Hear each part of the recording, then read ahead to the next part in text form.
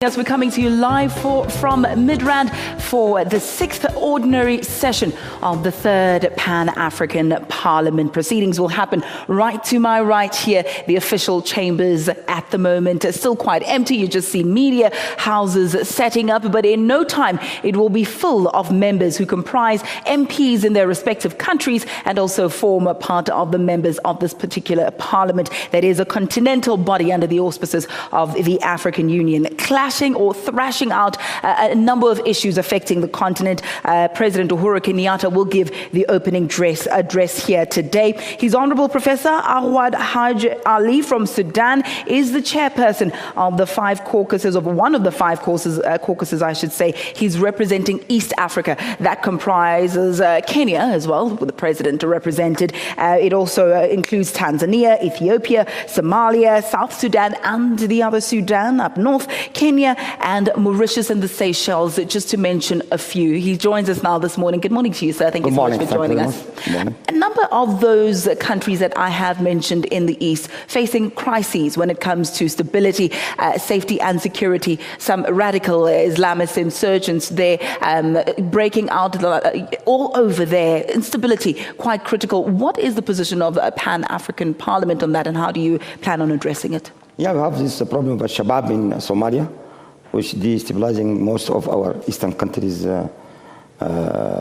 Kenya, Somalia, and sometimes in Uganda, and also Sudan. And so they have many missions, fighting missions we sent to Somalia. And also we are following up the role of the AU in order to control and count that problem. The number one concern that people have, not only with the likes of the African Union, SADC as well, but also Pan-African Parliament, is that it is great with providing advisory, additions, or to guide, or to perhaps provide some insight, but it doesn't really have teeth, and it doesn't really have executive powers. So when it comes to this issue, and we have a lot of Islamists saying, not in our name, this is not what we're about, they also are speaking out. But what is the body doing to bring about real change on the ground? Yeah, I think the role of the Pope is try to give some guidance to the African countries in order to implement good governance, democracy, human rights, because most of the problems in Africa is due to lack of these three main things: that's human rights, governance, and democracy. And that always reflect to rebels, reflect to violence, and that's the role of the Pope. But the Pope has no power to go and fight. That's the role of the AU and the United Nations.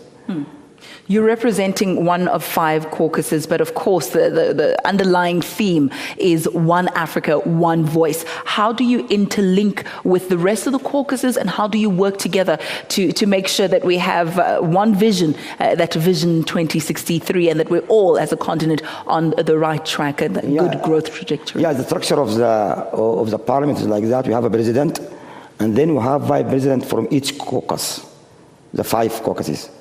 And then we have the chairperson of the caucuses. All these, they coordinate with each other in somebody called the proxies of the parliament. And then we have other main activities, because in the committees we are involved, the committees involving all members of the parliament. So now I can see the unity of Africa very clear in this parliament. We are living together, we talk always about the problems of Africa, and we are together in the committees, and also we meet in many other social activities and fact-finding missions, so that we are very united on that issue.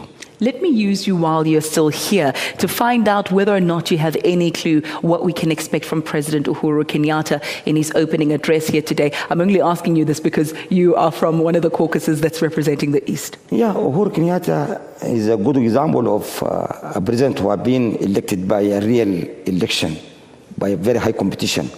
So that, he has got support, the real support of his country, of his people. And also he's from a good family, which worked for the independence of Kenya. He's his father. And so that we expect him to support the new trend towards Africanism and unity of Africa, and also try to talk about this problem of Shabab, which is a very dangerous problem in the eastern region. And also he may have some also advice in the problem of South Sudan and Sudan as neighbor countries. Thank you so much. We'll have to leave it there. Professor, we do appreciate your time. We will be looking at some of those issues, safety and security across the continent. Also, the issue of good governance, and the Prof raised this as well. The issue that we're seeing in Burundi will come to the fore. Also, Mohamed Morsi, and you'll remember the death sentence of that former president of Egypt. We'll also be talking about immigration to Europe and the thousands upon thousands of Africans that die making that great trek. Xenophobia is also something that we will be tackling. We hope to speak about all this and more when we speak to the President of Pan-African Parliament, the Honourable Bethel Amadi, who will be joining us a little bit later. Do stay with us. Thank you so much for your time. Thank you very much. Thank you.